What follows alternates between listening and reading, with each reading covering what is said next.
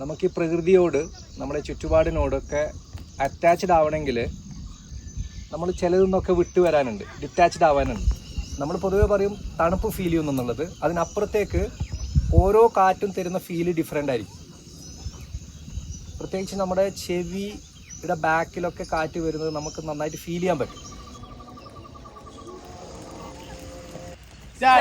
കാക്കേ കാക്കേ കൂടെ വിട കം തോ നഹീ ഹൈ कम तो नहीं है कितनी दफा सुबह को मेरे तेरे आंगन में बैठे मैंने शाम വളരെ പെർഫെക്റ്റ് ആയിട്ട് ഭയങ്കരമായിട്ടുള്ള വളർച്ചകൾ എന്ത് ചെയ്യും കിട്ടും. ഒരാൾ ബേസ് നിങ്ങൾ ത്രൂ ഔട്ട് ലൈഫ് എന്ത് ചെയ്യണം, കൊണ്ടുപോകണം. പിൻ ഡ്രോപ്പ് സൈലൻസ് तो फिर आओ मुझको रुला हो भी जाओ. ആയതുകൊണ്ടായിരിക്കും നാച്ചുറലി പടച്ചോൻ ആ സമയത്ത് മഴയെ ഇറക്കി തന്നു. ആ സന്തോഷവും സമാധാനവും നമ്മൾ റിലാക്സ്ഡ് ആയിട്ട് നിങ്ങൾ പറഞ്ഞു, അതെന്തുകൊണ്ടാണ് കിട്ടുന്നത്?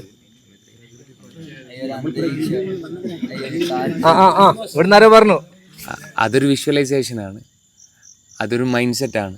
നമ്മൾ ഈ വലത് കയ്യിൽ കിട്ടുന്ന ഹാർട്ട് ബീറ്റ്സും സ്റ്റോപ്പ് ആവും. അത് സ്റ്റോപ്പ് ആവുന്നതിന് മുമ്പ്